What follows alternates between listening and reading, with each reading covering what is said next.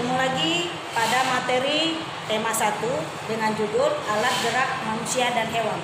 Tetapi pada kesempatan ini Ibu akan menjelaskan tentang pembelajaran kedua, alat gerak hewan. Berdasarkan alat gerak hewan, maka hewan dikelompokkan menjadi 2 jenis. Yang pertama adalah hewan vertebrata, yang kedua hewan invertebrata atau avertebrata. Tahukah anak-anak apa itu hewan vertebrata? Hewan vertebrata itu adalah hewan yang memiliki tulang punggung atau tulang belakang. Contohnya adalah katak, ikan, kadal, ular, burung, dan sapi. Sebenarnya masih banyak yang lain. Nanti bisa dicari di buku siswa.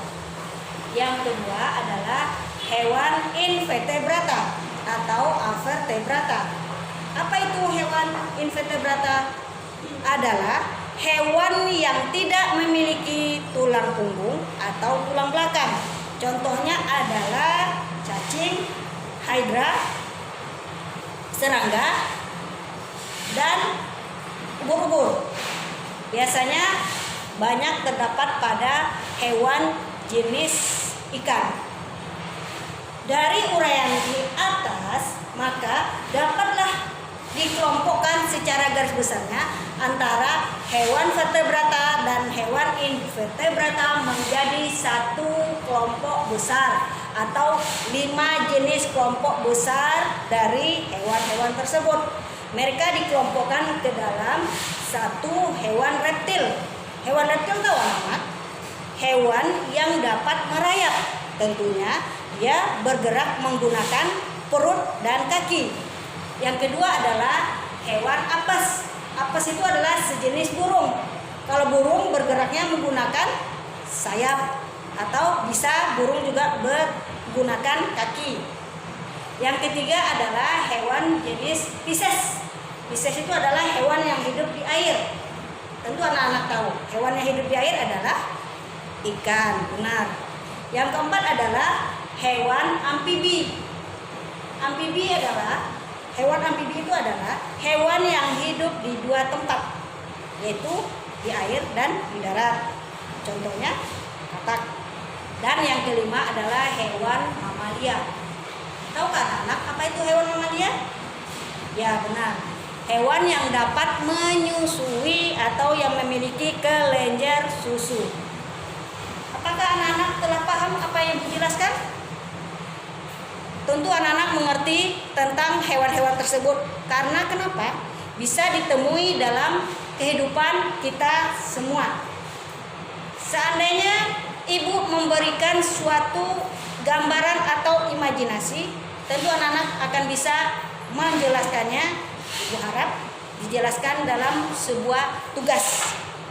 Sebelumnya ibu akan kembali menerangkan itu apa itu, menjelaskan kembali tentang ide pokok dan kalimat pendukung. Masih ingat kan anak-anak apa itu ide pokok?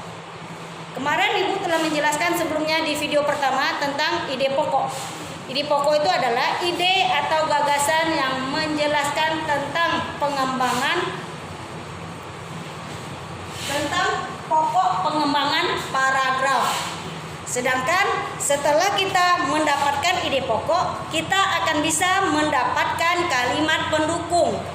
Kalimat pendukung itu adalah kalimat yang menjelaskan lebih lanjut kalimat topik dan pengembangan dalam paragraf. Pengembangannya dalam paragraf. Contohnya seperti ini.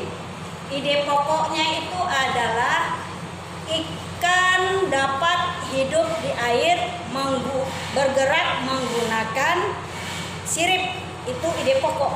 Apa kalimat pengembangnya? Kalimat pengembangnya dapat kita uraikan berhubungan tentang ikan. Seperti ikan dapat digunakan atau dimanfaatkan oleh manusia sebagai sumber protein. Itu bisa jadikan sebagai kalimat pengembang. Nah, oleh sebab itu, mungkin materi yang telah Ibu sampaikan sampai di sini dulu. Ibu harap anak-anak paham dan mengerti. Dan Ibu tidak lupa juga memberikan flashback atau timbal baliknya kepada anak-anak dengan memberikan tugas tetap di buku siswa.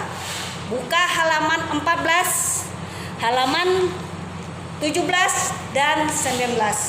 Nanti Ibu akan mengabarinya tugas tersebut kapan akan dikembalikan ke sekolah untuk Ibu nilai.